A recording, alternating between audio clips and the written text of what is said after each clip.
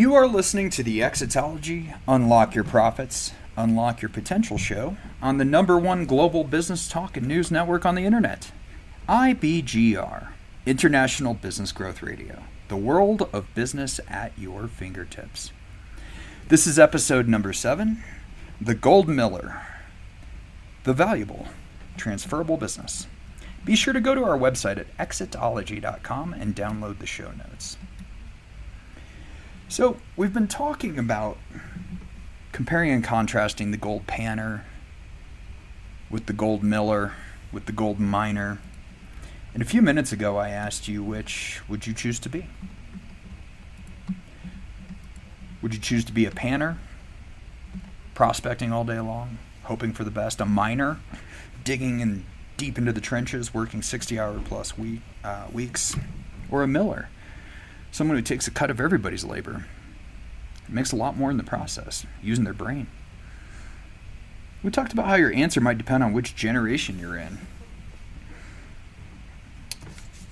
I was considering for a moment sort of a tragic story that I heard of lately, and it was, I won't go into all the gory details, but it was a gentleman who had a couple pretty healthy businesses going on. One was a robot company in the industrial space, and he was disrupting some measurements and really helping a lot of construction folks to save their backs and save their minds, basically. And he also had a giant international construction company. But he never grew beyond essentially being a gold miner when it came to his awareness. A lot of competitors started nipping at his heels. He lost a lot of his team in a really fast fashion, lost a lot of his business in a really fast fashion. Bottom line is, if he still has a business today, I don't know about it. He went from international footprint and millions of dollars in revenue to the bank owning everything, and he kind of just turtled up and went away. So I hope that's not you. You know, the business owner who will exit his or her businesses are the ones who are the gold millers. And building assets and leaving a legacy is what it's all about. But it does require some brain power. And when you apply Exitology to your business, you'll have the tools and perspective to allow your business to grow in a rapid, healthy, and sustainable way. And as we talk about these strategies that work to build your businesses and help you grow to exit, remember that ultimately they're all designed to allow you to let the gold come to you, to let you be the gold miller. And so I've invited you to think about, what would your business look like if the gold came to you? What would it look like if you were the gold miller? And I want to talk about this from the perspective of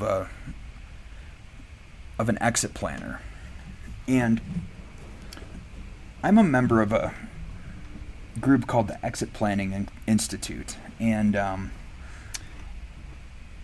as a certified exit planning advisor, one of the very important concepts that we bring in front of business owners is the importance of decentralizing the business owner.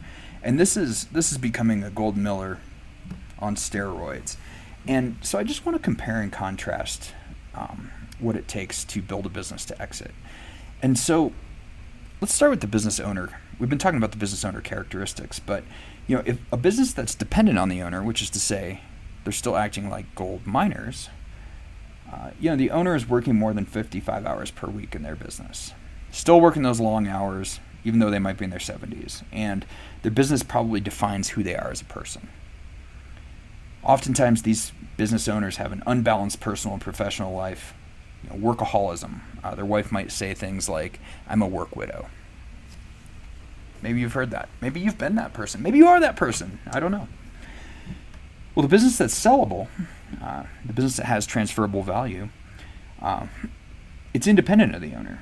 So the owner has a balanced life, feels fulfilled in their work, and likely operates at their highest and best use, doing what they're passionate about daily. And in another episode, we'll dive into what that looks like. We'll talk about being in flow versus being in hustle mode and things of that nature. We'll talk about the zone of genius and what it's like to come from your deepest creativity. But just know that a business that's independent of the owner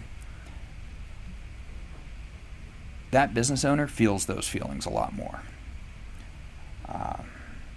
I think importantly too, as we're talking about getting onto your exit horizon, that owner has a defined personal purpose, and their vision for the future is both inside and outside of their company. So if you're seeking to exit your business in the next 3 to 5 years, a business that is independent of you is going to be key.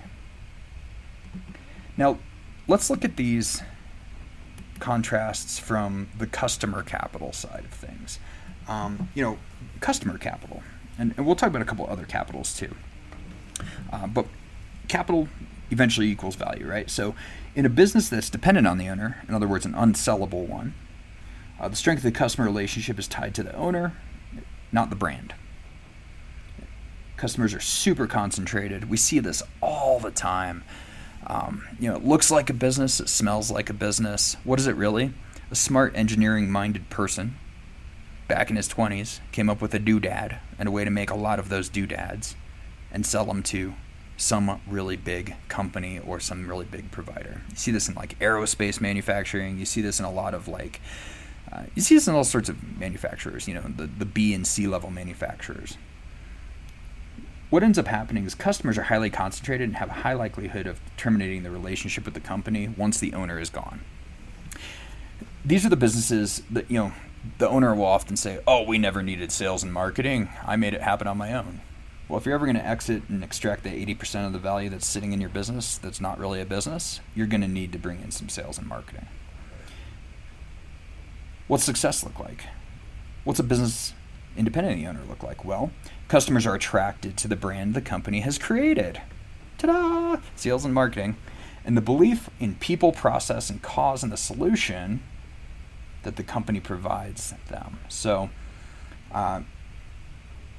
if you're wearing your CFO hat or your investor hat, customers are diverse, engaged, and entangled with the company. In other words, the owner could die tomorrow. Sorry, owner. And they still wouldn't possibly think of operating without your company involved. So you want to be independent of this customer capital.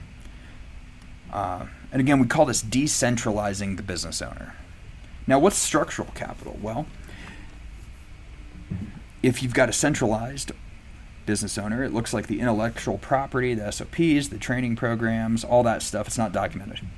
Who needs it? We got the owner running around, right? So nothing's documented, nothing's copyrighted, nothing's trademarked, nothing's patented, even though maybe it should be, because the owner either fills the role, or he knows what to do, right? All right, what's the other side of this, though?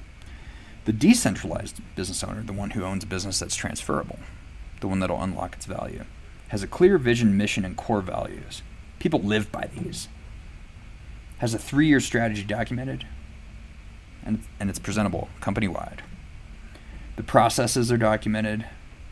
The SOPs are documented. Leadership team can make this happen. The business owner, here's the easiest way. If you're wondering whether or not you have this, can you take a 3-week vacation without checking in very much, like at all? If you can't, you're not there. There you go. So that's the difference between business being dependent on the owner and independent of the owner. Now remember, what is the whole point here? It's to fire yourself so your business is worth more, right? So social capital. If you're dependent on the owner, the company culture is basically he's a cult leader, right? Because if the owner exits, the culture disappears. On the other hand, though, social capital, if the culture, brand, and the way the employees work with each other are independent of the owner, and the company defends the culture, then you've got something. Then you've got some value there. Speaking of the team, human capital. If you're centralized, if it's dependent on you, the executive leadership team struggles to manage daily operations without the owner involved. Remember what I said a minute ago about the vacation? That's why you go on the vacation, to find out if you're dependent or independent of your business. The owner must be involved and approve company decisions, all of them, major and minor. That's a non-transferable business. You're not going to get any money for that on the exit. Hate to break it to you. On the other hand, the well-formed executive leadership team with a well-documented succession plan, that is a transferable business. The executive leadership team being empowered with accountability and authority to make key decisions without the owner, that's a transferable business. And so let's think of the value in these businesses. Back to the dependent business, most of the perceived value is tied to the owner, not in the business. So if you find yourself in this situation, but you do need to start moving to exit, there are options for you. For instance, you could sell the business and then get absorbed into a bigger business and then help yourself get de-risked. You get paid to exit. You're not going to make as much money, but you're going to have a new boss, but that might be for you. On the other hand, the decentralized business, the ones that we try to create with you, the company has a manageable level of risk and is predictable and scalable, gets a much higher valuation, driving towards best-in-class multiples. And the multiples are really important, and we'll go over what that means in another episode. But ultimately, we're talking about the sale price. And so the dependent business when it's dependent on the owner is the most valuable asset. Potential buyers are less likely to make an offer. After all, they know about all the D's. Just, you could be dead. You could have a disability. You could have a disagreement, right? It's risky to be dependent on you. And in the event that the business does sell, it's going to be a much lower multiple. So your chances of selling much lower if it's dependent on you.